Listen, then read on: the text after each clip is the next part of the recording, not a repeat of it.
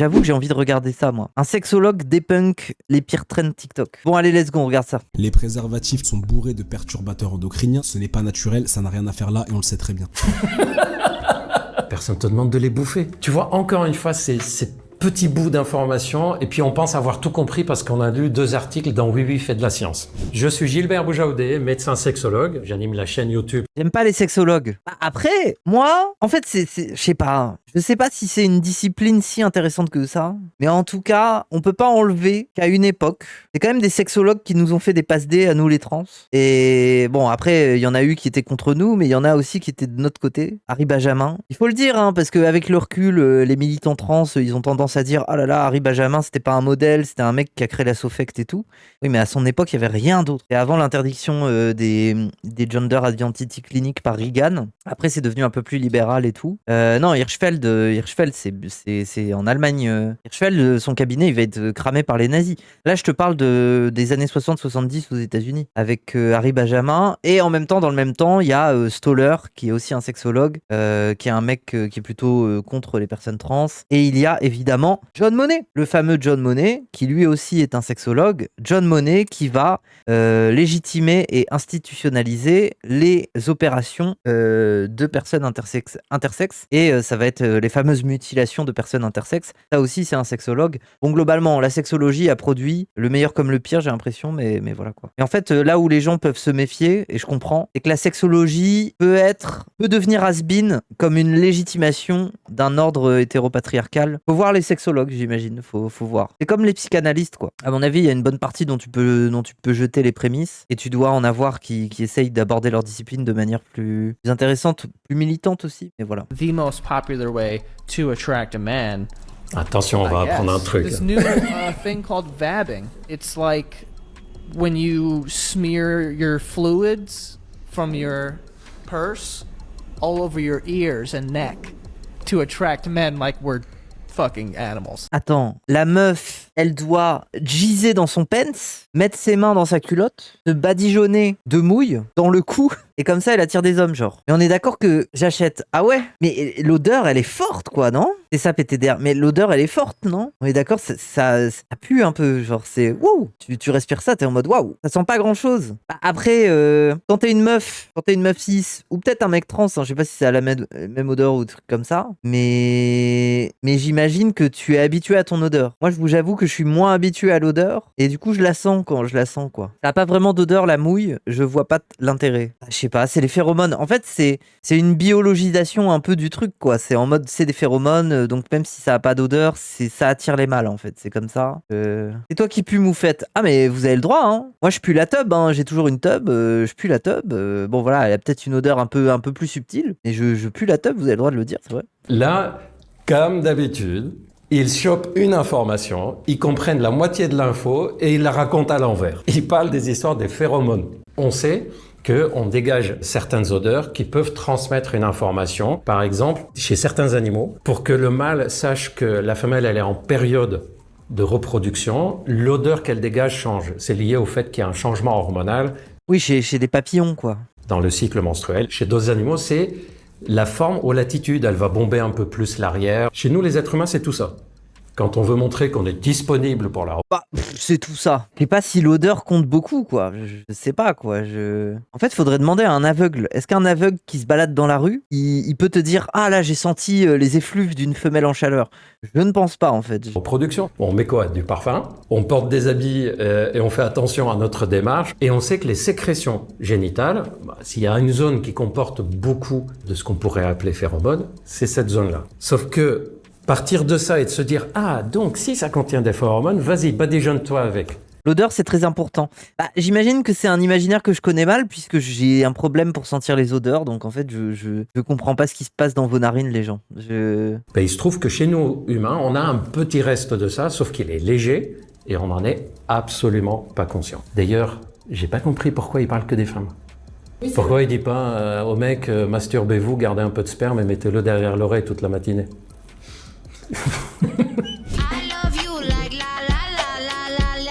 Attends, quoi? Attends. En fait, tout a l'air incroyable, c'est pour ça. Si un mec est attiré par vous, il va Pointer son épaule vers le bas dans ta direction quand tu es là. Quoi? Pointer son épaule vers le bas, comme ça? Pointer son épaule vers le bas, ta direction. J'arrive à faire ça? Ah! Attendez, mais je sais! En fait, il fait ça, regardez, il pointe comme ça, avec l'épaule, il fait ça, il pointe comme ça. Mais ça fait sens! Quand un mec est attiré sexuellement par toi, il va sur le côté de son épaule, pointer le doigt vers toi. Ça fait sens. Tout fait sens désormais. Tout fait sens en fait. Il a raison. Bill Clinton l'a fait. C'est exactement cette position. Vous la reconnaissez? Le doigt pointé, un peu collé, vers le bas, vers toi. J'ai été convaincu. Ok. Le coup de l'épaule, je ne sais pas d'où il sort. Quand t'es vraiment attiré, tu le fais avec les deux épaules. Mais comment tu veux? Genre tu fais ça là? Comment tu peux pointer la... Bref. Ça, Caresser sa barbe menton lorsque tu lui parles. Ah, mais ça, c'est... Ah, il y a des mecs qui peuvent se sentir genre séducteurs parce qu'ils ont une barbe et du coup, ils font comme ça. Je suis un peu d'accord. En vrai, je comprends. Mais généralement, c'est plus parce qu'ils steam un peu, non? Il y a plein de mecs qui steam avec leur barbe. En mode, comme ça permet de steam un peu, tu vois. Et moi, j'ai plus l'impression que c'est parce que l'interaction romantique, sexuelle, que sais-je, les fait un peu stressés. Enfin, dans un moment de tension, du coup, ils steam un peu sur leur barbe, quoi. C'est un peu un hand spinner, mais sur le visage, ouais, c'est ça. Lisser les yeux lorsqu'il te regarde, il apprécie ce qu'il voit. Non, ça fait juste un peu peur des fois, quoi. ça c'est quand on est myope surtout. Voilà, c'est pas... Quoi, qu'est-ce que tu dis? Il y a des signes, mais c'est pas du tout ce qu'on vient de voir. Par exemple, dans le coup de foudre, ou dans le fait qu'on soit attiré, on peut avoir les pupilles qui se dilatent. Oui, bah après, pour voir ça, bon courage, quoi. Puis il y a des personnes, quand elles sont attirées, elles peuvent se mettre en état de mal-être. Je commence à avoir des symptômes de stress. On sait plus quoi dire. Oui, voilà, et d'où le fait de la barbe. Le grattage de barbe, pour moi, c'est ça, c'est du stress. Bon, depuis tout à l'heure, on est en train de dire, est-ce que je lui plais? On a besoin de la certitude que je... Par contre, je vous jure, le truc de l'épaule, je ne comprends toujours pas. Que là, vous voyez pas, mais le mec, en gros, il fait ce mouvement-là, là. Que je lui... Et après, il se penche comme ça, mais qui fait ça? Je comprends pas.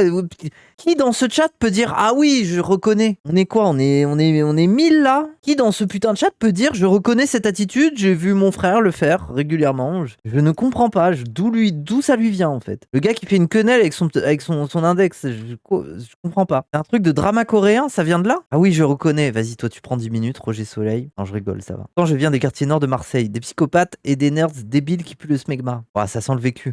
Mon conseil, c'est pas de chercher coûte que coûte à savoir si la personne en face, vraiment, on lui plaît ou pas. Il y a des petits indices. Quand vous parlez, il s'intéresse, elle s'intéresse. Quand vous envoyez des messages, la personne répond pas 3 semaines plus tard. Mais une fois que vous avez le début des indicateurs, vous devez plutôt jouer sur, bon, moi j'ai envie, j'y vais, et on verra bien. La pire des choses qui peut arriver, c'est quoi? C'est que je sois déçu, bah, il faut que j'apprenne à gérer ma déception. Ouais, j'aime ce contenu quand même. Par contre, il y a trop de texte là, je dois bouger ma caméra tout le temps. Say your wife's been with 10 guys before you Votre femme a eu 10 partenaires avant vous and they didn't use et qui n'ont pas utilisé de préservatif protection and you have a child, et que vous avez un enfant. your DNA is mixed with Votre ADN est mélangé à celui des 10 hommes. Mais c'est pas comme ça que ça fonctionne. Mais dans son utérus, carrément, il y a des cellules, elles font des jarres à sperme, elles stockent un peu de sperme et dès qu'il y a une éjaculation, ils remettent un peu de sperme dans le sperme, genre. it's an actual thing. Oh mon stop. Non mais ça c'est une immense connerie, bien évidemment. Quelle connerie. Donc lui, il pense que le sperme, il reste à vie dans le vagin. En fait, ça c'est trop l'angoisse des mecs de se dire il faut absolument que ça soit mon bébé, ma création, ma famille, le risque du mix d'ADN et tout. Bêtement con. Ça fait 10 pensions alimentaires, c'est un bon glitch. Mais de fou. Vous imaginez la meuf, elle peut faire reconnaître le fait qu'elle a 10 papas et toucher 10 pensions alimentaires. Ça fait 3000 balles quasiment. 3000 balles le minimum de la pension alimentaire. GG, well played. C'est plus besoin d'aller taffer. Par contre, la garde alternée, ça risque d'être compliqué quoi. Imaginez, vous êtes un enfant, vous avez 10 papas. Vous avez 10 papas, ils ont la garde le mercredi et les week-ends. Ils se rejoignent tous à 10 pour vous accueillir. Tu dois faire la bise à tes 10 papas. Et après, ils se disputent entre eux. Non, on va au cinéma aujourd'hui. Putain, mais j'avais pris des billets pour aller à la fête foraine, sale merde. Et ils se battent entre eux. Bref. Non, il n'y a rien qui reste. D'ailleurs, le vagin, c'est un des organes qui a le système auto-nettoyage le plus performant au monde. Ah ouais? Donc 48 à 72 heures après le rapport sexuel, on retrouve plus les traces de restes de cellules, d'ADN ou de... Ok, ah oui, mais oui, d'où le fait que dans les affaires de viol et tout, c'est une galère pour... Ouais, ok. Si une personne a une grossesse suite à un rapport sexuel avec une personne, ben, cet enfant, c'est l'enfant des deux. Mais attendez, parce que c'est un système d'auto-nettoyage, mais c'est pas en fait, c'est pas du nettoyage par absorption. Si t'es une meuf et que t'as eu, voilà, désolé de rentrer un peu dans le vif du sujet, t'as eu un viol. Si tu portes un tampon et que tu le portes pendant les 72 heures qui suivent, est-ce que le tampon est potentiellement une preuve de conviction, une preuve à conviction, parce que les sécrétions, elles ressortent par là. Ah cool. Donc en fait, théoriquement, l'ADN se trouve sur le tampon. Ça expulse. Oui, c'est possible. Ok, oui, bon, bref, c'est très sombre comme sujet. J'ai pas envie de donner des consignes de ce qu'il faut faire ou pas. Mais je voulais être sûr. Pas un tampon 48 heures, max 8 heures. Oui, ou alors une serviette hygiénique dans ta culotte, tu vois ce que je veux dire. C'est pas possible, tu risques le choc toxique si tu portes un tampon 72 heures. Idem. À la limite, t'en mets plusieurs, je sais pas. Bon bref, pardon. Après, avec les produits dans le tampon, ça détériore peut-être l'ADN. Ok. Sperme sous OQTH de vagin. Serviette, bon compromis, je sais pas. Ça me donne des idées en fait, je réfléchis. C'est un 10, mais C'est un 10, mais... il a eu plus de 10 relations avant toi. C'est un 10, mais il a eu plus de 10 relations. Un 10. Mais oui, mais moi je suis d'accord. Moi je suis une meuf, je suis en mode, bien, on va bien s'amuser, il a de l'expérience. Hein. Et il sait faire des trucs, quoi, on va pas s'emmerder. 7. 9. 0. 10 c'est beaucoup, hein. Pas de 0, c'est une dinguerie. 3. 0 là. Non merci. Mais wesh, mais les garçons aussi, ça me fume, hein. 3. Je préfère une meuf clean. Et meuf clean. En fait, pour moi, il y a un monde où c'est pas seulement une histoire de pureté, c'est aussi une histoire de ces mecs-là qui n'ont pas envie de se sentir en inexpérience avec une meuf qui les juge un peu parce qu'ils sont pas assez performants et tout. Et toujours l'angoisse fondamentale, hein, taille de la bite, le diamètre de la bite, tu vois, une meuf qui a pas eu beaucoup d'expérience, elle peut pas les comparer. Elle peut pas dire ah ouais, tu sais quand le mec déballe, elle peut pas dire bon, alors que tu y ailles quand même pour jouer orgasme, tu vois. tu vas faire avec tes outils, mais il va falloir y aller, quoi. Allez, bon courage. Le goût de la bite. Mais non, mais ils veulent pas être comparés. En fait, bon, il y a déjà ce truc-là de ils veulent pas être comparés et tout ça. Mais en fait, ça rejoint aussi un mode de pensée très incel qui est non pas de rêver d'une meuf pure au sens de elle aurait des intentions pures, mais de rêver d'une meuf qui a les prédispositions pour être sous emprise. Parce que c'est ça, en fait, que ce que des mecs comme ça peuvent chercher. Et là, pour le coup, une vraie emprise, en fait. Mais une emprise au sens de l'inexpérience de la meuf. Cette emprise, c'est que la meuf ne peut pas comparer sa relation avec d'autres, ses rapports sexuels avec d'autres, et potentiellement son premier petit copain, ses premières relations sont des immenses merdes, mais vu qu'elle n'a pas de recul, elle a du mal à s'en rendre compte en fait. Elle a du mal à s'en rendre compte, et on rappelle que c'est une continuité notamment avec les viols.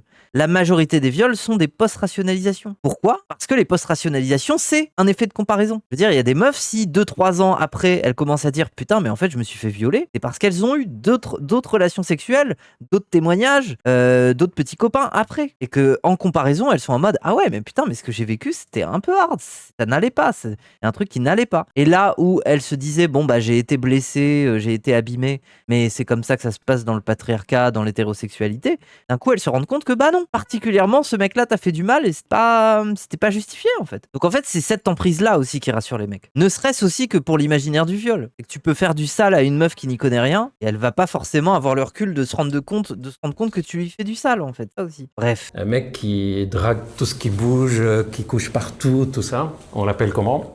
Un Don Juan. Et on rappelle que Don Juan raconte à la base l'histoire d'un personnage accusé de viol. Hein. On rappelle. Je pense qu'on l'oublie un peu quand on parle de Don Juan. Ça montre la différence de traitement de la sexualité entre femmes et hommes. Je peux vous dire que c'est que du jugement moralisateur oui. à 2 balles. Et en plus, là où les mecs, ils sont... En fait, la vérité sur un mec qui, un jour, va finir par coucher avec une meuf qui a beaucoup plus d'expérience que lui et tout, potentiellement, il va se découvrir plein de choses qu'il aime, qu'il aurait jamais voulu essayer. En fait, il va juste devenir meilleur grâce à cette meuf aussi. Parce qu'elle va lui partager son expérience, en fait. Il va voir comment elle change de position, il va voir comment elle s'incline pour mieux recevoir la pénétration, stimuler l'endroit qui la stimule. Il va se rendre compte de ça. Du coup, il va mieux comprendre l'appareil génital. Il va se dire, ah putain, si la meuf se plie à ce moment-là, c'est parce qu'elle a envie que ça frotte tel endroit. Du coup, si j'y vais et que j'essaye de frotter à tel endroit, je vais lui faire plus de plaisir que dans d'autres positions. Enfin, tout ça, ce sont des trucs qui s'apprennent avec l'expérience. Et quand une meuf, elle en a de l'expérience, elle te transmet un truc inestimable, en fait. Parce que, voilà, justement, peut-être qu'il y a des mecs qui ont des angoisses en mode j'ai pas une bite assez grosse, j'ai du mal à trouver des meufs qui me trouvent pas un peu osef et tout. Bah, rien qu'avoir de l'expérience et savoir faire jouir, toi, tu te débrouilles avec tes 13 ou 14 cm, mais tu sais faire. Voilà. En fait, arrête. On sait très bien que dans l'intimité, que les mecs n'ont qu'une envie, d'avoir des doigts dans le cul pendant qu'on les suce, c'est aussi simple que ça.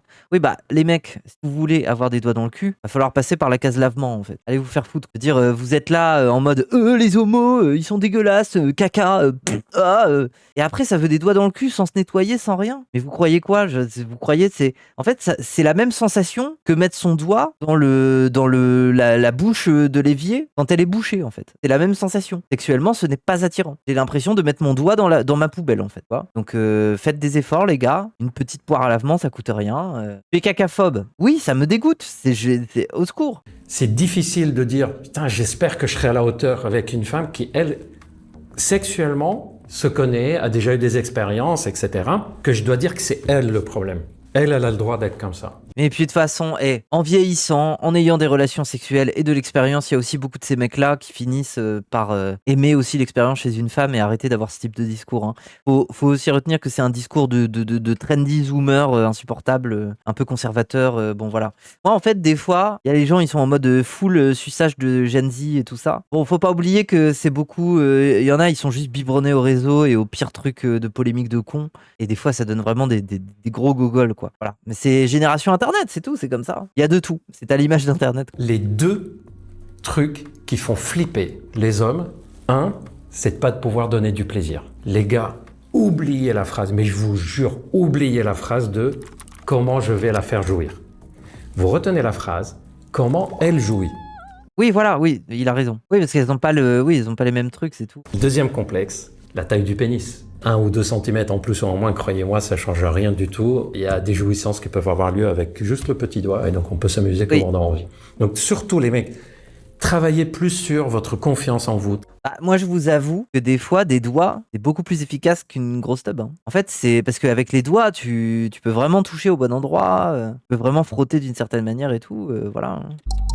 3 conseils pour être un bon coup. 1. Informez-vous sur le fonctionnement du corps humain, masculin et féminin. D'ailleurs, toutes les personnes qui disent « oh là là, c'est complexe chez les femmes », non, c'est pas complexe, c'est différent. Par contre, chaque femme a sa façon d'avoir du plaisir. Deuxième conseil, apprenez à vous adapter. Apprenez d'ailleurs ça en dehors des rapports sexuels. Déjà, demander à sa partenaire ce qu'elle aime, pas, c'est pas mal, non? Oui, après, comme l'autre fois sur le stream où j'en parlais avec Raz, il y a le fait d'en parler, c'est bien, soyez bavard, mais n'oubliez pas d'apprendre à danser. N'oubliez pas que c'est une danse et que dans le désir, dans le moment d'excitation, le trop de paroles, le trop de contexte, le trop de consentu assis, consentu à ça, consentu assis, c'est aussi un truc qui fait simplement baisser l'excitation, voire même qui fait complètement éclater le moment sensuel que vous êtes en train de vivre. Donc en fait, trouvez un équilibre et après faites vos expériences, ça vient apprendre à danser, ça vient aussi par le fait de parler du fait d'apprendre à danser en fait. Mais il y a un seuil où vous trouverez un équilibre entre le fait de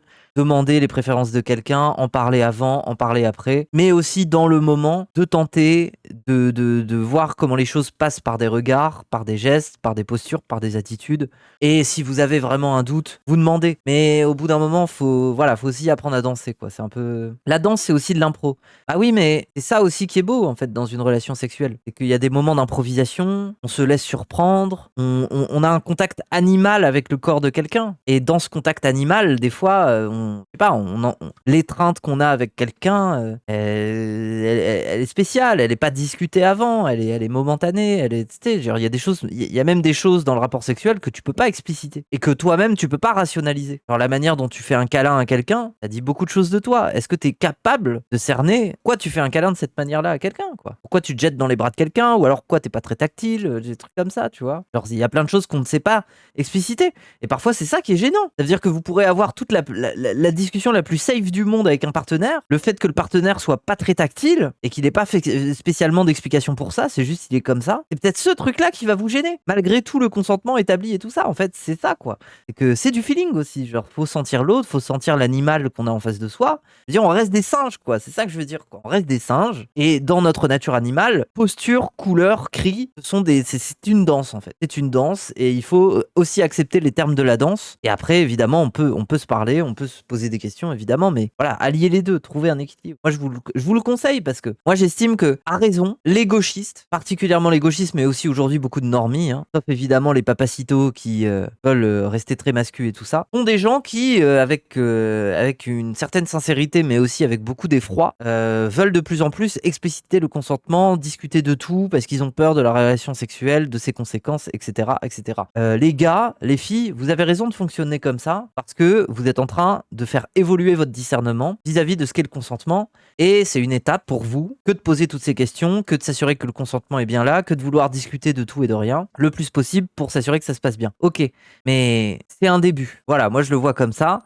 C'est un début, vous inquiétez pas, il y a un moment où vous serez plus à l'aise et vous trouverez aussi un équilibre entre les choses dont on discute et les choses qu'on peut faire passer dans le feeling. Et ça veut pas dire ne pas consentir, ça veut juste dire avoir une lecture différente du rapport sexuel, qui ne passe que par le langage, que par l'explicitation constante de tous les actes qu'il fait, etc., etc. Voilà, c'est de l'expérience en fait. On peut aussi avoir une mauvaise baisse tout en restant full consenti. Ouais, mais bref, mais pourquoi je vous dis ça? Parce que le problème, c'est que cette peur, elle crée des sexnegs. Et les sexnegs sont poreux à tout un tas de discours, je sais pas moi, sur la pornographie, sur le travail du sexe, sur le féminisme très punitif et tout ça. Et spoiler, moi, c'est pas moi qui défends ces positions-là. Je n'aime pas ça. Je n'aime pas ce discours-là. Et je trouve que à gauche, si on est poreux aussi sur ces trucs-là, c'est parce qu'on est en train faute de moyens, de créer un imaginaire assez anxiogène autour de la sexualité. Et le problème, c'est que ça nous fait avoir des réflexes autoritaires, voire même réactionnaires, en fait. Et des réflexes de sexneg. Sexneg, ça veut dire négatif vis-à-vis du sexe. C'est des gens qui estiment que la rencontre sexuelle, le moment sexuel, est un moment de tension où la violence ressurgit quasiment à chaque fois et que il faut être cynique sur la sexualité et que globalement ce qui en ressort généralement ça fait pas du bien aux gens qui s'y prêtent. Voilà, c'est ça, être sexneg. Et être sexneg est une base qui permet aussi en tant qu'affect de justifier des discours anti-porno, de justifier des discours anti-travail du sexe, de justifier des discours transphobes, enfin bref, c'est aussi une piste vers tout un tas de discours qui sont beaucoup plus autoritaires. Et voilà quoi. MDR, c'est quoi ce terme? Enfin, les gens. Sexe négative, sexneg, mouvement sexe positif, sexneg, voilà, une personne qui agit de manière négative à propos du sexe, une personne sexe négative et en contraste à une personne sexe positive. Vous êtes sur un stream sexe positif, voilà, c'est pour ça que je vous parle comme ça, moi. Je vous souhaite de baiser, je vous souhaite de prendre du plaisir, je vous souhaite de faire des expériences, dans la limite du raisonnable bien sûr, mais je suis sexe positif, moi je trouve que la sexualité c'est beau, que ça serait dommage de passer à côté de ça et que voilà, après force à mes asexuels là. J'avoue que je vous implique pas trop dans le discours, je parle plutôt à mes sexuels, mais voilà quoi. Prenez soin de vous physiquement et psychologiquement. Mangez correctement, faites de l'activité physique, du sport, dormez correctement. Plus vous allez bien physiquement, mentalement, plus sexuellement vous allez fonctionner correctement. On peut aussi trouver ça dégueu et c'est ok. Ouais, mais en fait, moi ce qui me gêne, c'est où est-ce que tu le situes ton dégoût. Je te fais passer un questionnaire pour essayer de creuser un petit peu où est-ce que tu trouves ça dégoûtant et je suis certain de trouver des réminiscences d'un truc un peu hétéropatriarcal, tu vois. Le dégoût, il est aussi construit quoi. C'est bon. Est-ce que ce dégoût, il retombe pas un peu sur les meufs in fine, notamment quand t'es un mec et tout, enfin bref. Un point commun à toutes les personnes qui ont des problématiques sexuelles. Le cercle vicieux, ça commence par quoi? Par peur d'avoir un problème sexuel ou souvenir qu'il y a eu un problème sexuel. Ça va déclencher un état de vigilance. Je suis en train de faire l'amour et je fais attention parce que oui. j'ai peur qu'il m'arrive un problème sexuel. Or, quand on est dans cet état-là, on ne peut pas avoir une excitation suffisante. Puisqu'on a moins d'excitation, mais on va avoir, sur le plan physique, un fonctionnement qui va se passer moins bien. Alors, là où je suis pas d'accord avec lui, c'est qu'il y a des... Enfin, il a raison pour la majorité des gens, mais il y a aussi des gens qui, étant blessés et dans cette vigilance, trouvent aussi du plaisir à se mettre dans des situations de vigilance, en fait. Tu sais, voilà, c'est... Bref. Ton schéma, il est, en fait, parle à la plupart des gens, mais bien sûr qu'il y a des exemples qui dérogent à ça. Il y a des situations qui sont très excitantes parce que tu es hyper vigilant dans ces situations. Genre, typiquement, une rencontre fortuite un soir où tu connais pas la personne, elle t'intimide un petit peu. Voilà, C'est-à-dire moins d'érection, moins de lubrification, les muscles qui sont plus contractés, ce qui va donner une douleur à la pénétration ou une éjaculation qui vient rapidement. Bref, ça Après, voilà, oui, forcément, si t'arrives pas à te détendre, ça fait mal, quoi. va perturber tout le fonctionnement sexuel. Ce qui va venir renforcer quoi? Le souvenir et la peur. Et le fait d'avoir peur que ça arrive fait de sorte que ça arrive de plus en plus. Ah, moi, ça m'arrive souvent, ça. C'est compliqué. Ouais, non, mais ça m'arrive souvent. Aujourd'hui, je suis plutôt en paix. En fait, je suis plutôt en paix vis-à-vis de ça. Plutôt en paix vis-à-vis de ça, genre en mode... que moi, j'ai vécu plusieurs viols. Ça m'a quand même vachement abîmé dans ma sexualité pendant des années. En fait, pour vous donner un peu un détail, physiologiquement, j'avais un problème, c'est que les conséquences des viols, c'est une fissure anale qui se réouvrait systématiquement. Et du coup, beaucoup de douleurs, beaucoup de sang, voilà. Et après, maintenant, aujourd'hui, ça va mieux. Et du coup, oui, ça m'a laissé des traces. Bah, la dernière fois que j'ai ressenti ça, et j'étais vraiment pas bien, c'était pendant la période Dany. En fait, c'est là que ça m'a fait vraiment souffrir aussi. C'est que toutes les histoires avec Dany et tout ça, le fait d'avoir toujours le nez dans ces trucs-là, à côté de ça, a un peu baisé ma vie sexuelle pendant des mois, où globalement, j'étais crispé.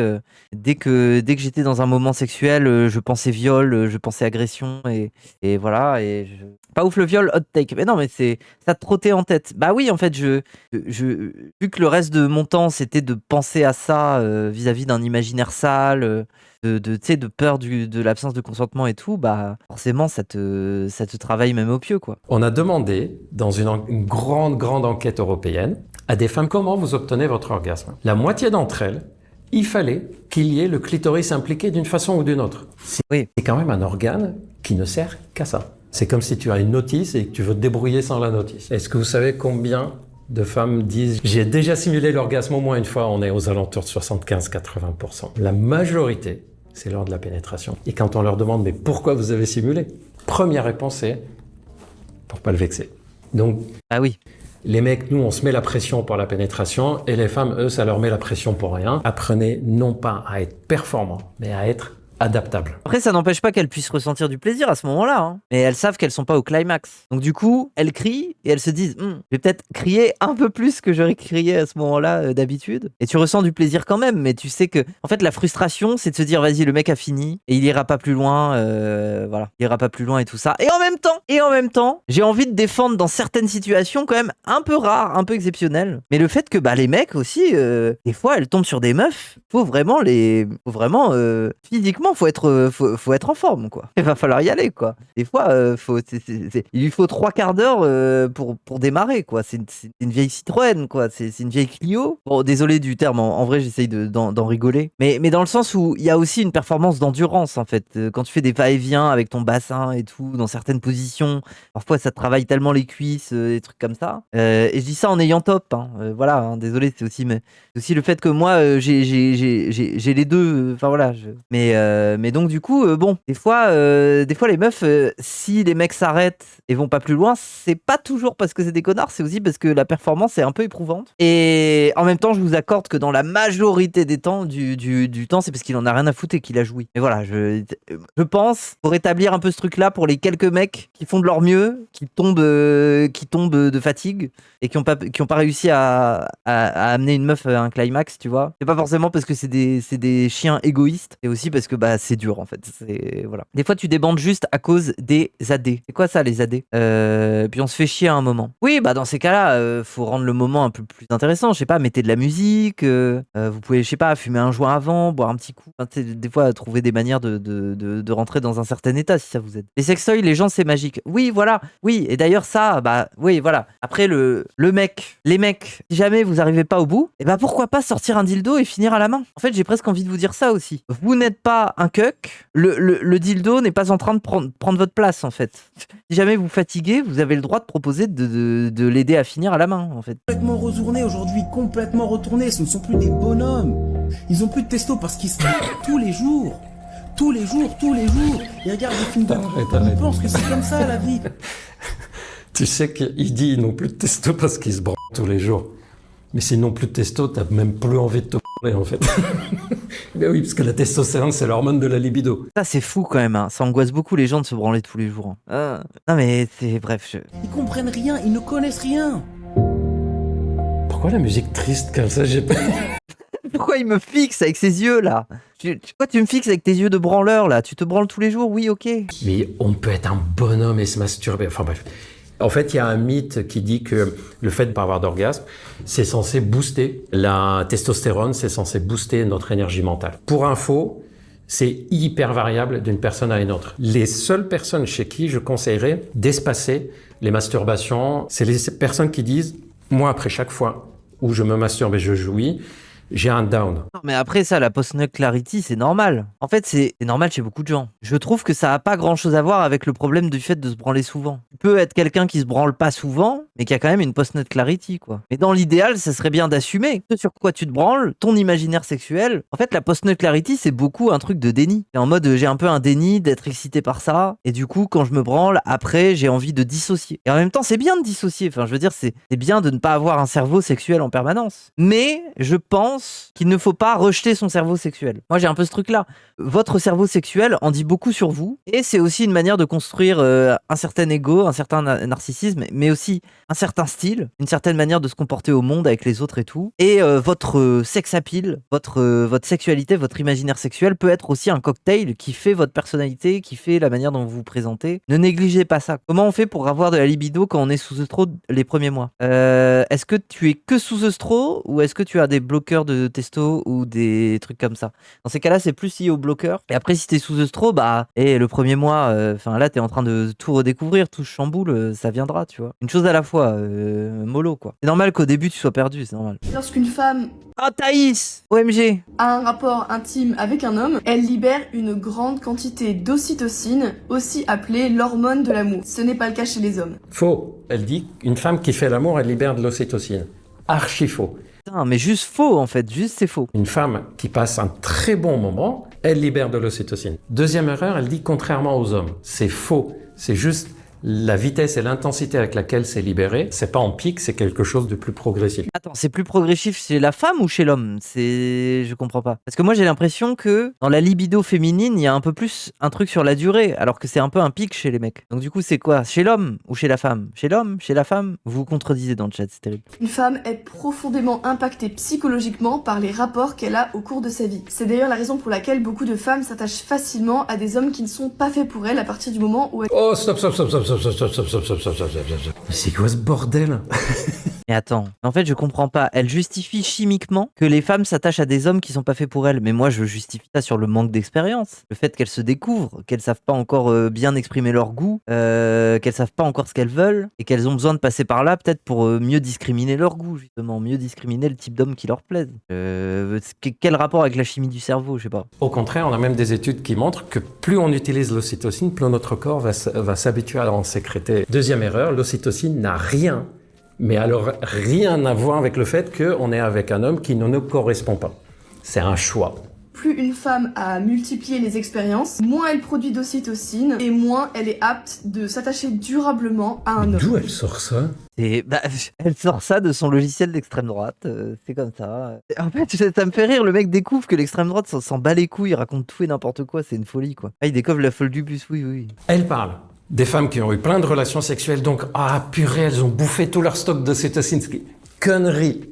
Au contraire, l'ocytocine augmente avec l'attachement. Nombre d'études révèlent le lien de causalité entre nombre de partenaires chez une femme pré-mariage et probabilité plus élevée d'un divorce. Qui lui dit que ces personnes, dans cette étude qui n'ont pas divorcé, sont épanouies? Deuxième chose, si elle a eu plusieurs relations avant, ça ne serait pas plutôt le signe qu'elle a appris à se connaître de plus en plus, qu'elle a appris à repérer ce qui lui convient, ce qui lui convient pas, et dans une relation stable, mariage, elle est capable de repérer plus que notre personne que, en fait, ça me convient, ça me convient pas. Et c'est pour ça, en fait, le discours de Thaïs Discussion est calibré pour rassurer les mecs qui sont la majorité de son audience, qui déjà sont un peu fans d'elle et aimeraient bien tremper leur espadon. Attends, on peut trouver qu'elle aimerait bien tremper non, mais il faut trouver une référence un peu droitarde. Ils aimeraient bien tremper leur tonfa dans leur glaive dans le fourreau, leur rapière dans le ventre. Ils aimeraient bien tremper leur sceptre dans je sais pas. Ils aimeraient bien planter du lys dans Thaïs, leur Francisque dans le maréchal. Ils aimeraient bien planter leur étendard sur cette terre inexplorée. Mais voilà, et leur plaisir, c'est que la terre soit inexplorée. En fait, tout le discours de Thaïs est calibré pour pousser les meufs à se préserver pour des mecs qui veulent les mettre sous une certaine emprise, des mecs bien masculins, bien misos, et voilà, comme on a vu dans la vidéo, des mecs qui veulent s'assurer que la meuf n'a pas eu trop d'expérience sexuelle pour rester sous une certaine emprise psychologique, quoi. Comme ça, elles se connaissent pas très bien, elles peuvent pas trop discriminer si le mec est bon au lit ou pas, si le mec se comporte comme une merde ou pas, parce que le plus important, c'est de faire des enfants blancs, c'est de fonder des familles de blancs où la meuf se pose pas trop de questions, elle reste à la maison, elle fait des quiches au four, elle va chercher les enfants à l'école, le mec rentre, il est un peu con, il est un peu violent, il lui met des baffes, il la baise. Globalement, sa vie, c'est un peu de la merde à la meuf. Mais c'est pas grave puisqu'elle n'a pas beaucoup de recul pour s'en apercevoir. Voilà un peu le projet, quoi. Le projet de l'extrême droite, ça, ils aiment bien. On comprend aisément que des milliards d'années d'évolution ont ancré une méfiance naturelle des hommes envers les femmes légères. Je sais pas s'il y a que moi que ça choque, mais le fait d'avoir eu beaucoup de partenaires, c'est une femme légère. Tu les connais pas, ces femmes-là, comment tu peux les juger? Bref, dommage qu'elles s'intéressent pas à d'autres cultures. Par exemple, dans la culture viking, les femmes avaient plusieurs partenaires et ça posait aucun problème. Pour elles... Ah oui, ça ils le diront pas, je crois. Milliards d'années d'évolution, elle parle juste entre 1900 et 1980, je pense. En plus, elle prend des études qui sont des études hyper intéressantes et elle les interprète d'une façon qui fracasse tout le sens de l'étude, malheureusement. Tant pis, allez, c'est comme ça. Elle est bien cette vidéo, moi j'aime bien, ça me plaît c'est intéressant de dire des trucs comme ça là. I want you guys to try this out. Find someone that you're interested in. I want you guys to make eye contact. Regardez-le dans les yeux et gardez le contact visuel pendant 3 secondes, ok. And try to hold it for 3 seconds. After 3 seconds, a neuromodulator is released that increases dopamine and mimics the effects of falling in love. Regarde là. Quoi? Attends quoi? Si tu fixes quelqu'un qui te plaît, pour le transformer en coup de foudre, il faut le fixer dans les yeux et ça devient un coup de foudre. Ok. C'est stressant quoi. C'est stressant de fixer quelqu'un dans les yeux et du coup t'as une certaine tension et une excitation, oui, ok. Pas pour autant un coup de foudre quoi, je sais pas. Je te regarde dans les yeux depuis 3 secondes, t'es mal à l'aise, non? T'imagines dans le métro? Tiens, je vais voir si je peux faire craquer la personne là-bas. Il va plutôt appeler la police. Oui, en fait, si un jour ça m'arrive, je vais juste paniquer. Je vais me dire, oh ça y est, il y a un espion là, il y a un militant néo-nazi qui m'a repéré dans le métro là, au secours. Oui, c'est le Mossad quoi. Oui, je vais avoir cette parole-là moi. Vous regardez profondément, comme si vous regardez à travers les yeux carrément. Et vous allez voir, ça provoque des choses parfois incroyables sur le plan des émotions. Ça peut marcher si tu as déjà senti qu'il se passe un truc. Là, si tu fais cette histoire de eye contact, c'est une façon de dire, allez, on va signer que c'est bon. Voilà, c'est acquis. Et effectivement, ça provoque des réactions émotionnelles qui sont importantes. Donc, elle confond le fait que c'est quelque chose qui marche, mais quand il y a soit un début de relation, soit déjà dans le couple. 5 types différents de sexualité. Number 1, sapiosexual. Sapiosexuel, c'est lorsque quelqu'un trouve l'intelligence attirante. This is when somebody finds intelligence attractive. Number 2, demisexual. Numéro 2, demisexuel, il a pas expliqué. Ça veut dire quoi demisexuel déjà? C'est genre quand t'aimes bien... Attendez, quoi ça? Oh, je suis désolé si je connais pas tous les trucs de Tumblr, hein. C'est bon, c'est pas autre chose à faire. Quelle est la signification de la demisexualité? Assez méconnue, la demisexualité est une orientation sexuelle définissant une personne qui ne ressent de l'attirance sexuelle envers une autre personne qu'après avoir formé un lien émotionnel fort avec celle-ci. Attends, ça veut dire que c'est une personne qui se met à être excitée par ses meilleurs amis, quoi. Comme quoi, en gros, attends, si je suis la logique, la théorie demisexuelle de la friendzone, c'est que c'est parce qu'il y a une friendzone que tu as tes chances. C'est-à-dire que quand la meuf te dit, là pour reprendre les angoisses des incels, quand la meuf te dit non mais on est seulement potes, c'est qu'elle est en train de te dire attends un petit peu, quand on sera vraiment des très bons amis peut-être. Moi je suis demi-homosexuel alors. Ah mais je capte hein. La demi-phobie ça existe pour vous? Oh non on va pas rentrer dans... Oh là là bon allez. Oh, c'est bon. Hein. Number 3, androsexual. Number 4, gynosexual. Numéro 3, androsexuel, attiré par la masculinité, ok. Moi, je suis d'accord avec ça. Sexual. Number 4. Gynosexuel, attiré par la féminité, je suis d'accord avec ça. En fait, cette définition-là, je l'aime bien, puisqu'elle est pas transphobe. C'est-à-dire, si une meuf trans, ou même une personne travestie, utilise plutôt bien, manipule plutôt bien les artifices de la féminité, bah, potentiellement, il excite une personne qui est attirée par la féminité. Quand bien même cette personne est en mode no homo. Ou le fait que c'est un peu drôle. Ou les mêmes à base de si je suce, mais avec du rouge à lèvres, c'est pas gay. Si je branle mon pote, mais que j'ai fait mes ongles à la manucure, c'est pas gay. Gynosexual. Number 5. Numéro 5, autosexuel, lorsque quelqu'un est plus attiré par lui-même que par les autres. C'est la sexualité de Swagman, ça. Pourquoi il s'est arrêté à 5? Et c'est pas obligé qu'on soit un seul type. D'ailleurs, en général, on est un peu de 3-4 types. Il y a des personnes qui peuvent Attiré par soi-même. Bah, chez nous, les trans, on appelle ça les autogynéphiles, ouais. Oui. commencer leur vie sexuelle attirés surtout par le côté émotionnel de l'autre. Puis quelques années plus tard, se rendent compte qu'ils sont plus attirés par le comportement. Pas besoin de l'analyser et de se casser la tête à savoir « Tiens, je suis en train d'avoir une attirance androsexuelle ». Qu'est-ce qu'on s'en fout de savoir? En pratique, vous faites comme vous avez envie, vous changez autant de fois que vous avez envie. C'est justement ça l'intérêt de la sexualité. D'ailleurs, elle devrait toujours être synonyme de liberté. Les couilles bleues, c'est vraiment une douleur que je ne souhaite à aucun homme. Ah, attends, mais c'est un vrai truc, ça? Attendez, chat. Attendez, là, il faut un sondage. C'est impératif. Sondage. Couille bleue. Merde, attends, je peux pas écrire ça. Couille bleue, vrai ou pas? Non. J'ai déjà ressenti ça. Appelez une ambulance. Voilà, vous avez juste... Je fais un petit sondage, là. C'est pour savoir. Est-ce que, là, les mecs, quand vous êtes déjà retrouvés en situation de couille bleue, est-ce que c'est vrai ou pas? Est-ce que vous avez déjà ressenti ça? Mais voilà, sans plus. Ou est-ce qu'il faut appeler une ambulance? Défini STP. Les couilles bleues, c'est quand tu stockes le musper et globalement tu jouis pas pendant très longtemps. En gros, oui voilà, par exemple tu jouis pas pendant 2 semaines, 3 semaines, 1 mois quoi. Peut-être même plus. C'est pas ça du tout. C'est ça les couilles bleues? Non, c'est pas ça. C'est pas ça. C'est quoi les couilles? Attendez, mais c'est quoi les couilles bleues là? C'est pas ça. Couilles bleues. Le syndrome de couille bleue, cette immense douleur que certains hommes revendiquent ressentir quand une activité... Attends, quoi? Permettre au corps d'évacuer l'excitation accumulée par une éjaculation, que ce soit par un rapport sexuel ou la masturbation. Ça te fait mal quand tu jouis? C'est par rapport au sang. Quand t'as une excitation mais que tu te retiens. Non, c'est si tu jouis pas. Ah, t'as mal parce que tu fais de l'edging. Quand tu jouis pas. Ah oui. Ah, ça te fait mal. Ça existe aussi chez les meufs. Ok, d'accord. Ok, bah, pardon. Je pensais que les couilles bleues, c'est qu'elles étaient tellement pleines de sperme qu'elles devenaient bleues. Je pensais que c'était ça, moi. Je pensais que c'était les trucs des cucks. Les blue balls.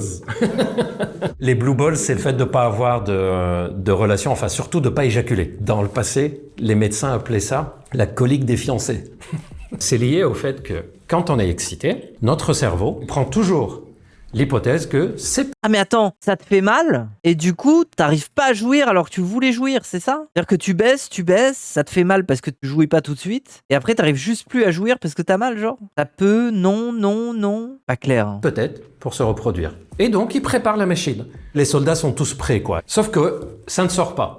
Ben, toute cette congestion qu'il y a eu à ce niveau-là, c'est des zones qui vont être un peu tendues parce qu'elles se préparaient à l'évacuation et puis finalement, il n'y a pas eu d'évacuation. Mais dans ces cas-là, le musper, il fait quoi? Il fait marche arrière, genre? Il fait quoi, le musper? Il fait comme... Il fait quoi? Il retourne dans la vessie. Du coup, tu fais pipi du musper, genre? Il prend le périph', il devient bleu, il se régénère, il devient du mana, il reste là. C'est pas tellement une douleur, c'est vraiment comme s'il y a quelque chose qui était comme ça, sous tension, sous pression. Alors, normalement, on prend un cachet contre la douleur, ça passe si on veut. Non, par contre, moi ce que je connais, c'est la death grip. Ça a l'air d'être un vrai truc quand même. C'est quand les mecs ils se branlent trop et que du coup, au moment d'un rapport sexuel, ils arrivent juste plus à jouir. Parce que si c'est pas comme ils ont l'habitude de faire en mode se branler devant leur ordi et tout, ils arrivent juste plus à jouir en fait. Différentes façons de traiter l'éjaculation précoce. La méthode Squeezie. Compression juste au-dessus du gland pour 10-20 secondes lorsque l'orgasme approche. En dessous, ok. Ça, c'est spécial dédicace pour Squeezie. Le squeeze, ça arrête l'éjaculation, pas parce qu'on a comprimé, parce qu'on fait autre chose. On va pas jouer en bricolant quelque chose. Et attendez, et moi j'ai envie de savoir là dans le chat, est-ce qu'il y a vraiment certains d'entre vous, si jamais genre vous avez des pensées trop sexuelles et tout, vous gisez dans votre pence mais au milieu genre de, tu sais, genre de n'importe où genre. Genre vous êtes sur Insta, vous scrollez, il y a 2-3 meufs avec des gros seins et vous gisez dans votre pence au milieu de la rame de métro. Jamais, MDR. Ça vous arrive jamais de giser dans votre pence comme le mec dans Euphoria après avoir fait un cuni quand t'as 12 ans. Dans mes rêves la nuit seulement. Je suis en train de giser. Je voulais pas le savoir. Avec une respiration profonde, bien sûr. Oui, vous faites un râle dans le métro, genre.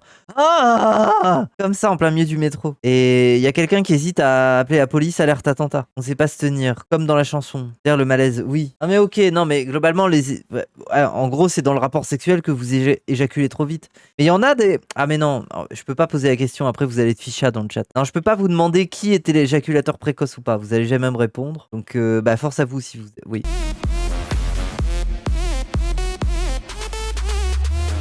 Ok, c'est bien, on va garder la fin. Le stop and go, effectivement, ça allonge la durée de l'acte sexuel. Mais ça n'améliore pas l'épanouissement de l'acte sexuel. Oui, puis voilà, tout à l'heure, je parlais de la meuf qui a besoin de 45 minutes de forage intense. Bon, celle-là, face à l'éjaculateur précoce qui fait une pause toutes les 2 minutes pour tenir le rapport sexuel, donc les deux vont pas s'aimer, quoi. Les deux vont pas se trouver, quoi. Le but du traitement de l'éjaculation rapide, ce n'est pas de tenir un nombre de minutes précis. C'est d'avoir le contrôle. Si tu veux tenir le plus longtemps possible, mais que ta partenaire a déjà joui 2 fois et qu'elle commence à s'ennuyer, ça sert à quoi de rester 20 minutes de plus? Amusez-vous si vous êtes en couple. Posez la question aux deux. Quel était le rapport sexuel qu'on a eu récemment, que tu as kiffé le plus?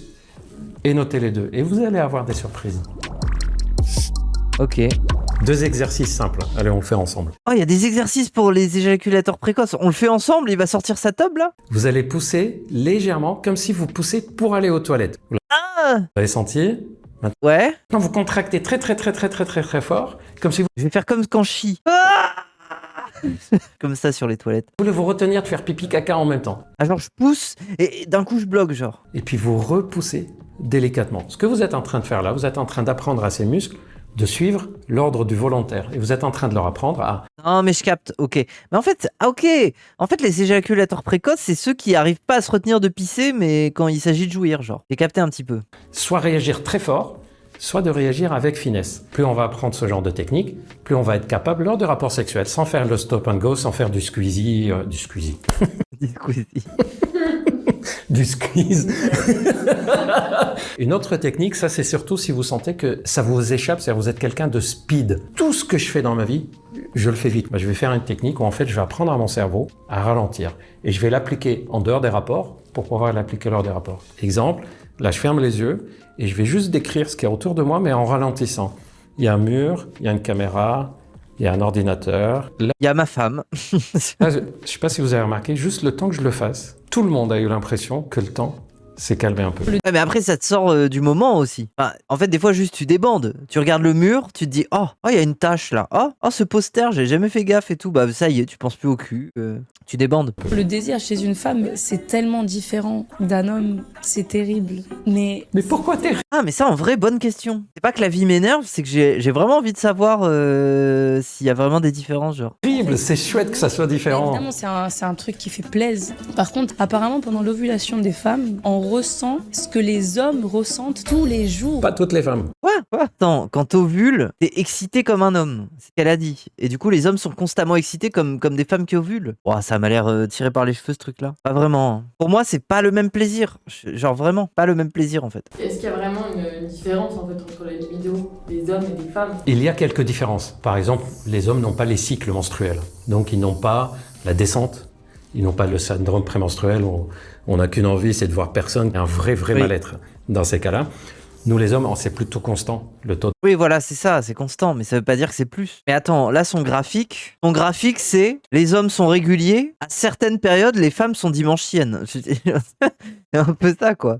Ça justifie cette théorie. Bon, globalement, elles ont moins de sexualité, mais à certaines périodes, putain, qu'est-ce qu'elles veulent, hein. Mais en plus, là où je suis pas d'accord, pour moi, pour les mecs, c'est pas comme ça. En réalité, c'est surtout comme ça. Genre, c'est ça, un mec. C'est juste que c'est constant comme ça. Oui, c'est... Oui, non, oui, bah oui. Alors qu'une meuf, ça va être ça. Ça va être plus genre ça, quoi. J'ai l'impression. Ça, c'est le rythme de masturbation. Mais non, mais c'est aussi le fait que les mecs, quand ils orgasment, quoi. Ils ont la redescente, quoi. Il y a vraiment ce truc de redescente. Qu'une meuf, elle peut les enchaîner, les orgasmes. À la limite, ça limite à elle, ça peut être un peu plus sa fatigue corporelle ailleurs. Ou la douleur de la pénétration, tu vois, des trucs comme ça. C'est la meuf trans la plus éclatée en endocrinologie. Oui, j'avoue, oui. T'as un côté dans toi qui se réveille.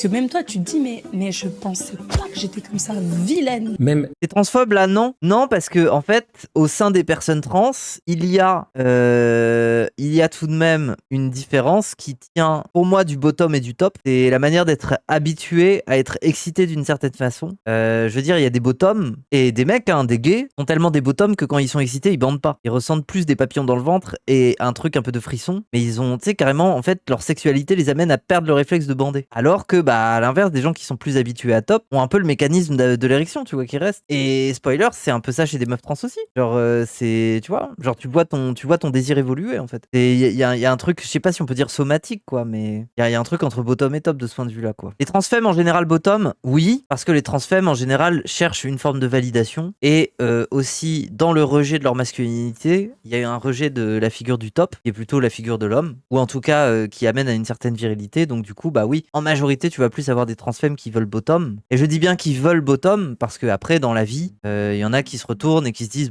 finalement, c'est pas si grave si je top quelqu'un. Et puis même, ça me plaît, et je le revendique, et j'envoie chier les catégories de genre et tout. Enfin, il y a plein de parcours différents. Moi, j'avoue, par exemple, que pendant très longtemps, j'ai été dans cet esprit de je n'ai pas envie de top. Ça m'a un peu traumatisé quand j'étais ado de sortir avec des meufs et qu'elles attendent autant de moi, qu'elles attendent une certaine virilité que je ne voulais pas offrir.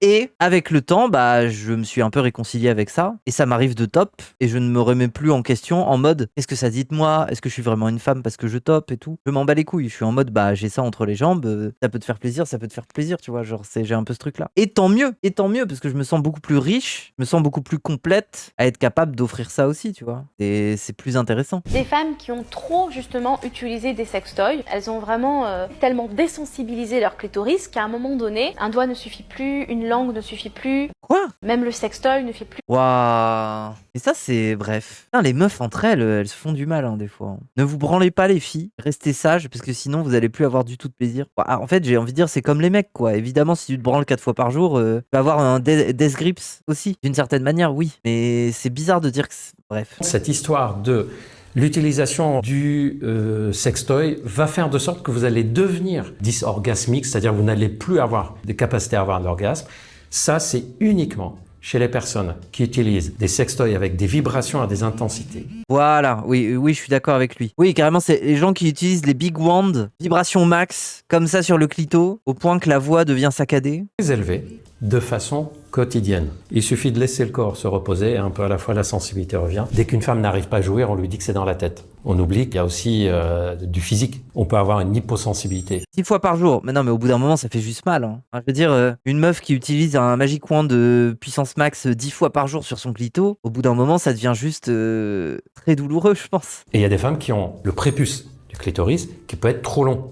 Chez ces femmes-là, un des trucs simples serait de tirer la peau vers le haut. Par exemple, si le clitoris est là, on met 2 doigts autour et on tire la peau du pubis vers le haut et ça va dégager le clitoris et ça va redonner une sensibilité. Et si je capte, si tu utilises un truc qui ne pourra pas être recréé, forcément tu te crées un manque à ce moment-là. Alors oui, mais dans ces cas-là, en fait c'est à toi de gérer. Et en même temps, j'ai pas envie de te dire, ne le fais pas, parce que tu vas peut-être passer à côté d'une expérience qui va être cool. En fait, c'est un équilibre, c'est voilà, c'est de trouver son équilibre. Il faut avoir des moments où tu as des relations sexuelles qui se passent de substances, de sextoys, de trucs qui sont peut-être beaucoup plus douces, beaucoup plus tranquilles et tout ça. Généralement, une vie de couple, il y a beaucoup ça. Et des moments, par exemple, moi je suis pas anti-chemsex, parce que le chemsex commence avec n'importe quelle substance en fait, quand il réfléchit. Je veux dire, quand t'as besoin de t'enfiler 3 pintes pour être dans un bon état pour commencer à baiser, t'es un peu dans du chemsex. Alors moi j'entends un peu comme ça. Quand t'as besoin de te siffler 2 joints avec ton partenaire, ta partenaire, pour être dans un état où ça te fait plaisir de rentrer dans la baise, t'es un peu déjà dans du chemsex. Et alors évidemment pour le chemsex, on parle plutôt d'autres substances, genre je sais pas moi, kétamine, 3 3-MMC, trucs comme ça. Et évidemment, là, on arrive sur des substances où tu vas créer une vraie différence entre le moment où t'en prends et la baise qui potentiellement est merveilleuse et te fait vivre des trucs que tu vivras jamais autrement, et les autres moments où t'es un peu en mode waouh, je ressens plus les mêmes choses et du coup j'arrive pas à bander autant, j'arrive pas à jouir, j'arrive pas à me contenter de ça. Dans ces cas-là, faut peut-être se calmer. Mais je ne vais pas dire aux gens qui ont envie d'essayer le chemsex de ne pas le faire. Je vais juste leur dire faites attention. Vous créez un différentiel qui va peut-être vous niquer votre libido. C'est-à-dire que le jour où votre consommation de, je sais pas moi, kétamine, 3-MMC, ça devient un peu trop un problème, en fait, vous allez perdre votre vie sexuelle dans le même temps. Et c'est pour ça que vous n'arrivez pas à arrêter la drogue, parce que vous avez trop associé les deux et que vous savez pas fonctionner autrement. Donc en fait, si les gens veulent faire du chemsex, qui grand bien leur face, mais il faut que ça soit de temps en temps et avec modération, quoi. Après, c'est pas indélébile. Ah non, c'est pas indélébile, mais tu te niques ta libido pour un moment. Je veux dire, si, en fait, regardez, c'est pas moi, un mec gay qui fait du chemsex 2 ou 3 fois par semaine, qui n'a pas d'autres partenaires dans sa vie, d'autres moments de sexe, le jour où il veut arrêter de prendre les substances, sa sexualité est en pause pendant des mois, en fait. Il va devoir mettre un certain temps avant d'oublier le craving du produit et de la sensation et de retrouver du plaisir dans des choses beaucoup plus banales, beaucoup plus tranquilles, évidemment. Donc en fait, pensez à l'après-coup. Vous niquez potentiellement votre futur libido, quoi. Oui, et vous allez perdre votre taf à l'Assemblée nationale si vous êtes trop addict à ça aussi. Oui. Il y a un mythe qui est de plus la femme a de rapport, plus son vagin s'élargit. Ouais. Les mecs. Ah, ça, je suis incapable de dire parce que j'ai pas de vagin. En fait, c'est logique d'un point de vue anal. C'est pas que ça s'élargit, c'est juste que la capacité de distension et d'encaissement et de la douleur et tout est un peu plus souple. Ça devient plus souple, quoi. Mais pour le vagin, je sais pas. Et les gars, il y a un bébé qui passe par là. Hein. Oui, voilà, il y aura jamais de pénis aussi gros qu'un bébé. Après, bon, peut-être, oui. C'est pas votre pénis qui va élargir quoi que ce soit, rassurez-vous. Non, mais c'est archi faux. Je sais pas si des meufs ont des vagins qui ont la capacité de Kirby, à savoir ingérer tout et n'importe quoi. J'aimerais bien voir ça. Enfin, ou peut-être pas, justement, ça me ferait peur. Mais voilà. Et puis, il y a un truc qu'on oublie. Je peux dessiner ? À l'état de repos, le vagin n'a pas cette forme-là. C'est 2 membranes qui se touchent. Et tout autour... D'accord, ok. Mais c'est droit comme ça ? C'est pas en zigzag comme l'anus ? Il y a des muscles. Parce que l'anus en gros c'est ça. L'anus c'est genre comme as quoi. C'est un peu comme ça un anus. Donc du coup en fait quand vous rentrez avec votre Twix dans l'anus de quelqu'un, que vous allez quand vous tapez le fond là, cette fameuse sensation de taper le fond et ça fait un peu mal et ça fait un peu une sensation intestinale presque. Bah c'est là. Sauf que plus il y a de rapport, plus j'ai l'impression que ça en fait ça commence à faire ça et que la prochaine fois que le Twix rentre, la barrière elle est ici quoi. Genre ça s'est habitué à pouvoir aller un peu plus en profondeur ici quoi. J'ai l'impression que ça se déroule quoi. Je sais pas, ma théorie du déroulage du côlon est approximative. Donc faut imaginer comme s'il y avait 2 muscles et qui sont collés l'un à l'autre. C'est des niveaux à débloquer, c'est ça, c'est des paliers. Ça c'est l'extérieur, ça c'est l'intérieur. C'est comme dans Binding of Isaac, quand tu bats Mom plusieurs fois, tu peux passer au niveau suivant. Et après, il y a Satan, il y a Blue Baby. Quand le vagin s'ouvre, quand quelque chose rentre, il ne s'ouvre jamais comme ça, il s'ouvre comme ça. Ça, c'est l'extérieur. Et tout autour, donc, il y a des muscles. Pourquoi il s'ouvre comme ça ?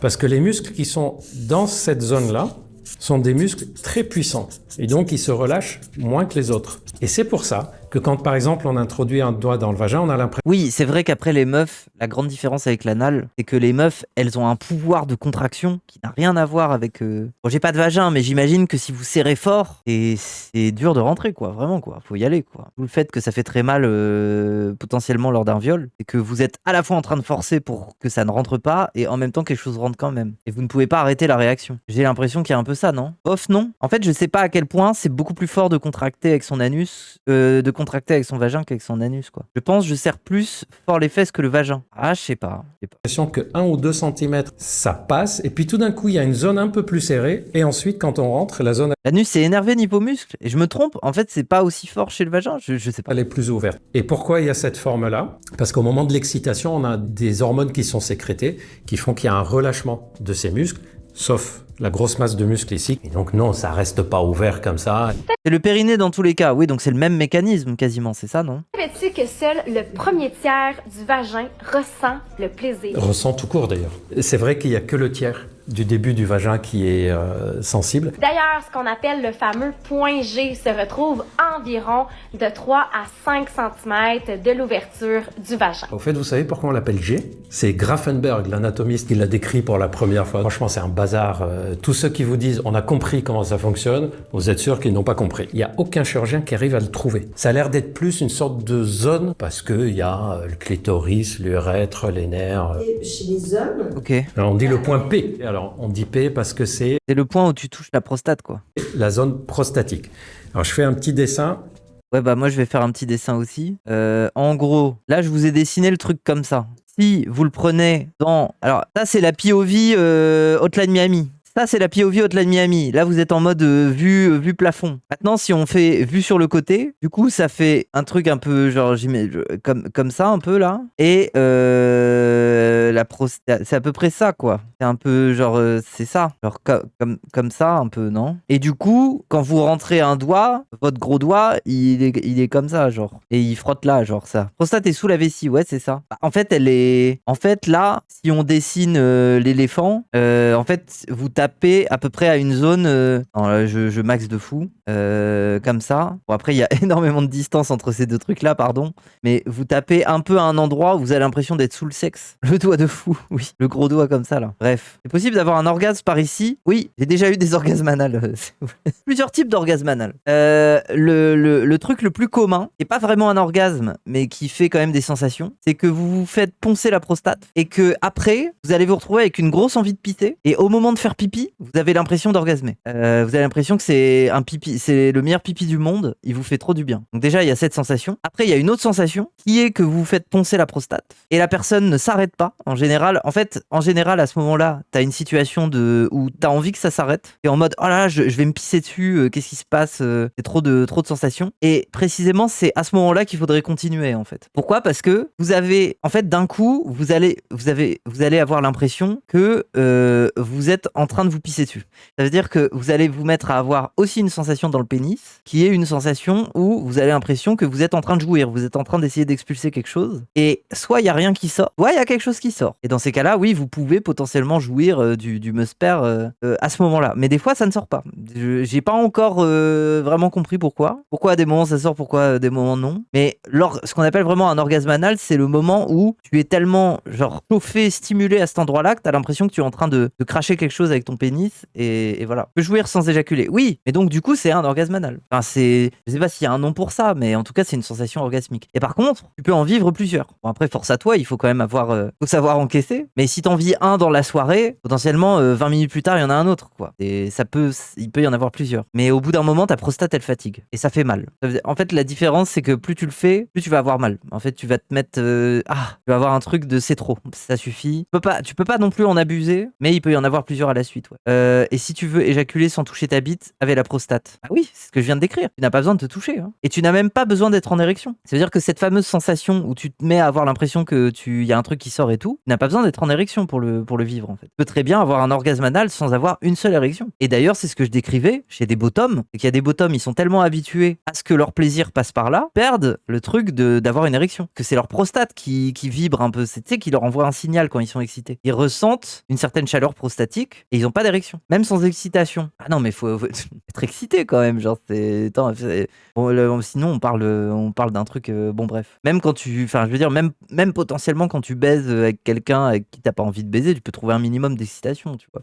Mais voilà, pour les petits curieux qui se demandent, effectivement, c'est très fort. C'est une sensation très très forte. Et moi, je dirais même que c'est bien plus fort qu'un orgasme avec son pénis, quoi. C'est beaucoup plus fort que ça, c'est sûr. Mais c'est très éprouvant. Beaucoup de préparation. Faut encaisser. Enfin, des gens qui sont à la recherche de ça, c'est un certain mode de vie, quoi. Les testicules, c'est la zone pelvienne, et vous avez le pénis qui est ici. Dans cette zone-là, il y a la vessie aussi qui est située à ce niveau-là. Et sous la vessie... Ah oui, d'accord, la vessie est là.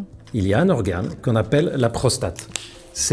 Et en fait, la prostate, c'est littéralement... En fait, c'est un genre de... C'est un loot qui se trouve au fond du lac. C'est comme dans Breath of the Wild, quand il y a un coffre au fond du lac et que tu utilises le truc pour... le super pouvoir pour le soulever, le sortir du lac, genre. C'est l'organe que va traverser le canal qui amène l'urine, en fait, et le sperme vers l'extérieur. D'accord, ok. Et le fait de comprimer, de masser, en fait, cette prostate-là, ça va augmenter les sensations de plaisir. L'endroit le plus proche de cette prostate ici, c'est le rectum. Et donc, en introduisant un doigt dans le rectum... Après, là, je trouve que son graphique, il me semble que c'est quand même plus collé. Il y a moins une paroi de chair, non? C'est un peu plus collé à la paroi, quoi.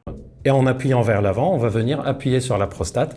Pour les personnes qui sont très mal à l'aise avec le fait d'introduire un truc dans l'anus, je vous donne une petite astuce. Avec 2 doigts, vous appuyez ici, entre la... Oui, au niveau du périnée, quand tu fais ça, tu le sens, hein. Il y a beaucoup de mecs qui le sentent. Ça vous fait du bien, quand même. Quand vous frottez entre le cul et le machin de tête, c'est la prostate aussi, ça. L'anus et le testicule où vous mettez votre poing. Et en fait, ça va venir comprimer quand même la prostate. Le point G, lui, n'est pas aussi... Et c'est pour ça, en fait, même si vous êtes une meuf ou un mec et que vous faites une fellation, si la personne, elle est en mode pas de doigt dans le cul et tout, pour lui donner un peu ce plaisir, vous pouvez commencer à la stimuler en dessous des couilles, là, hop, commencer à frotter un petit peu. Voilà. Moi, j'avoue, c'est un truc que j'aime bien faire, quoi. J'aime bien, genre, caler mes doigts et exercer une pression. C'est que ça fait du bien. Si une femme est allongée sur le dos, donc là, il y a l'orifice du vagin, le vagin qui a une forme ici, donc les fesses sont là à l'arrière. Le point G se situerait à 3 cm à peu près de l'orifice vers le haut, donc il serait à peu près là.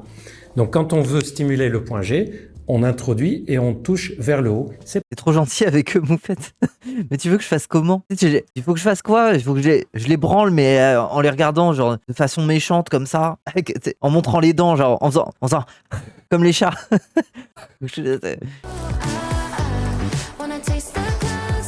Voici quelques aliments qui peuvent vous faire remonter votre libido. Chocolat, l'avocat, le scam, ouais. L'ail. Quoi? Votre libido, mais pas celle en face. Oui, voilà, c'est ça, oui.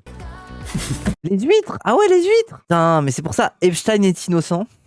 Epstein est innocent. On a résolu le problème des élites pédophiles, pédocriminels, c'est qu'elles mangent trop d'huîtres. En fait, le problème, tout est lié à la consommation d'huîtres des élites de ce monde. C'est pas trop mal. Les huîtres contiennent beaucoup de zinc. C'est même l'aliment qui contient le plus de zinc. Et oui, normalement, le gingembre, ça fonctionne. Le chocolat, il est réputé depuis longtemps d'avoir un effet plutôt positif, anti-stress, etc. D'ailleurs, ça augmente pas la libido, ça diminue le stress qui, lui, peut gêner la libido. Là, j'aurais mis l'oignon dedans. Le jus d'oignon frais booste les sécrétions hormonales et augmente la libido, ça a été démontré. Mais pour avoir cet effet-là, il faut boire un demi-litre de jus d'oignon frais 1 heure avant le rapport.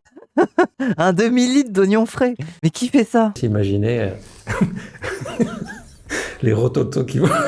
Mais attends, mais je suis sûr, il y a des mecs qui refilent le truc, quoi. Premier degré, ils préparent. Ils ont une jarre d'oignons qui est prête pour leur prochain date, quoi. En fait, les aliments qu'elle a cités sont des aliments bons pour la santé de façon générale. Les quelques aliments qui ont apporté quand même un début de preuve, on va avoir le ginkgo biloba, le fenugrec. Ok, des trucs inconnus, là. Les aliments qui boostent la libido, vous retenez 2 choses.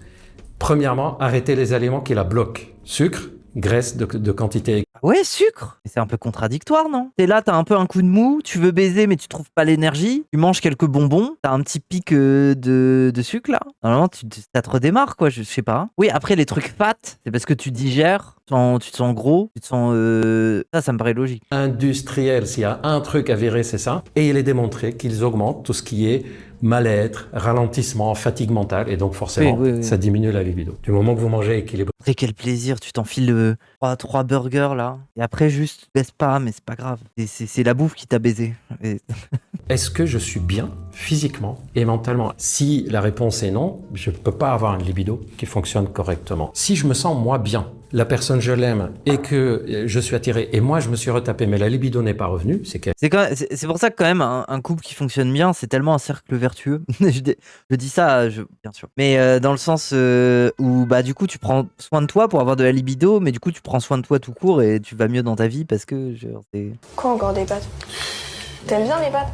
Ouais, mais c'est saoulant. Il y a des personnes qui peuvent être très très bien en utilisant toujours les mêmes positions, en faisant l'amour toujours le même jour. Oh, moi j'avoue, je m'emmerde.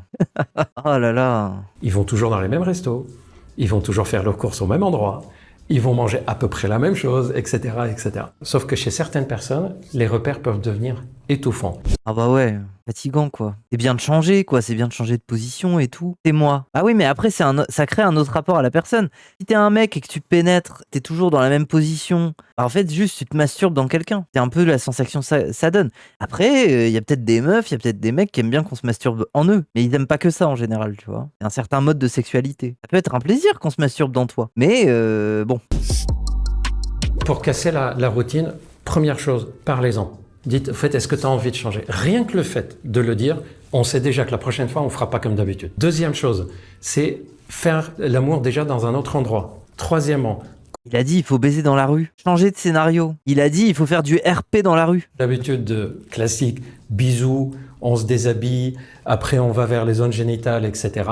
Qu'il y en ait un des deux en fait qui s'occupe de l'autre et que c'est pas celui qui le faisait habituellement. Oui, et d'où le fait que des fois les gens, quand vous êtes en mode justement bottom, top, dominant, soumis, je sais pas quoi, en fait les gens, la vérité c'est que quand t'as une sexualité assez épanouie avec quelqu'un ou avec plusieurs personnes et tout ça, ces rôles-là vont évoluer. Tu vas forcément devenir switch. Voilà, et les personnes qui étaient soit full bottom ou soit full soumise potentiellement vont devenir switch. Et d'ailleurs, rappelle que même dans la domination et tout, les personnes soumises font des bonnes personnes qui dominent ensuite, hein, parce qu'elles comprennent ce que ça fait. Hein. Et je veux dire, c'est comme un mec gay qui s'est fait prendre et qui ensuite pénètre quelqu'un en sachant ce que ça lui fait. Voilà, moi j'avoue, une angoisse que j'ai dans l'hétérosexualité, c'est vraiment ce truc de me dire, le mec ne sait pas ce que ça fait. Vraiment, le mec ne sait pas la sensation qu'il fait. Et je trouve que c'est un sentiment qui me presse peur, et un peu dangereux presque, de se dire, putain, mais le mec ne sait pas quand est-ce qu'il peut faire mal, ne sait pas quand est-ce qu'il va trop vite, tu sais, il y a un peu ce truc-là et tout. Non pas que j'invite tout le monde à se faire prendre le cul, mais